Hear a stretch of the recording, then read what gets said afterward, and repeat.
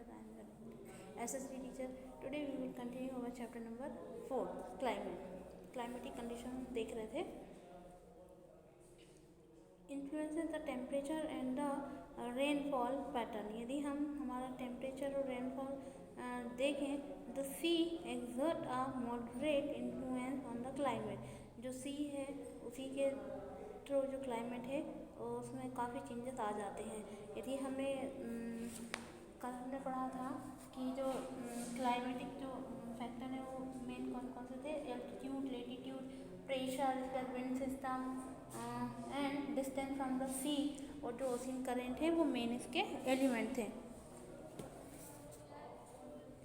As the distance from the sea, मतलब कि यदि हम देखें कि यदि सी से जो डिस्टेंस है उसके थ्रू भी जो सीजन है वो इंक्रीज डिक्रीज हो सकता है. And the moderating influence the decreases and the people experience extreme weather condition. मतलब जो सी का जो डिस्टेंस है वो भी हॉट वेदर कोल्ड वेदर के लिए रिस्पॉन्सिबल है. And the people experience extend to the weather condition. And this condition is known as the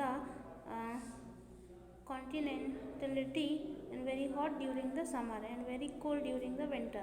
मतलब कि समर सीजन में बहुत हॉट और विंटर सीजन में काफ़ी कोल्ड कर देता है. Ocean current although the onshore the wind affect the climate of the coastal area.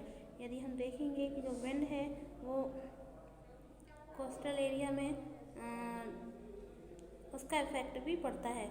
For example the any coastal area with the warm. यदि कोई कोस्टल एरिया है वहाँ पर गर्म है, मतलब वार्म करेंट हो या फिर कोल्ड करेंट हो flowing the pass it,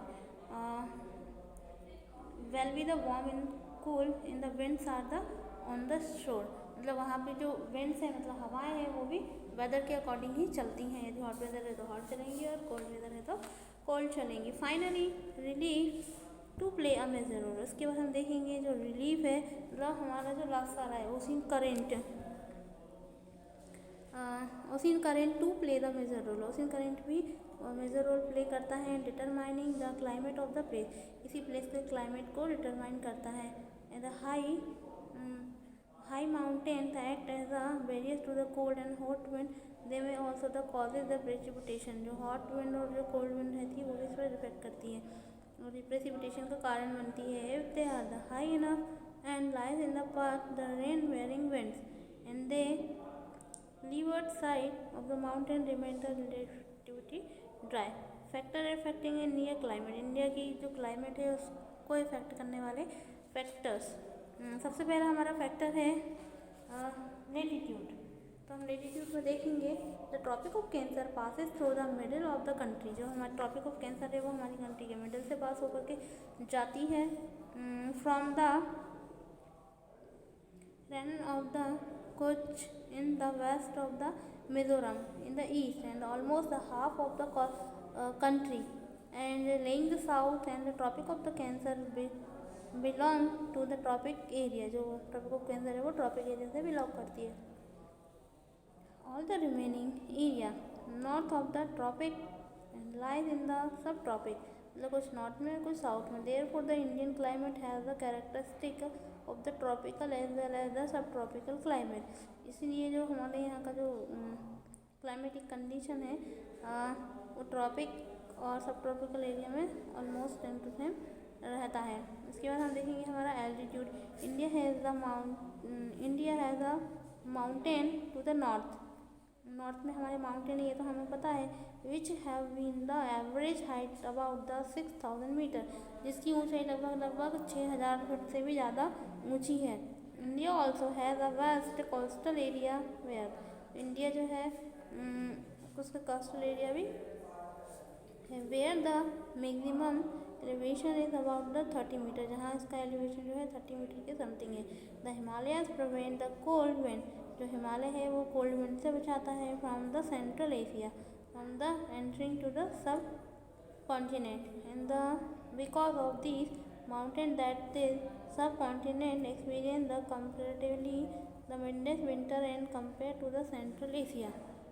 central Asia के कंपैरिजन में.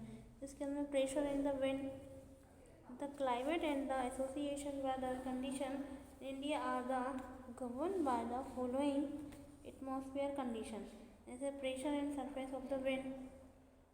यदि हम हमारे क्लाइमेट और हमारे वेदर की कंडीशन देखेंगे इंडिया की, तो कुछ एटमॉस्फेयर कंडीशन है जो कि नीचे दी गई है, जैसे प्रेशर और सरफेस विंड, इसके अपर air circulation and western cyclonic disturbance and tropical cyclone. India lies in the region of the north easterly winds, and these winds originate from the subtropical high pressure belt। और जो winds हैं, north easterly जो winds हैं, वो winds originate होती हैं हमारे subtropical high pressure belt से।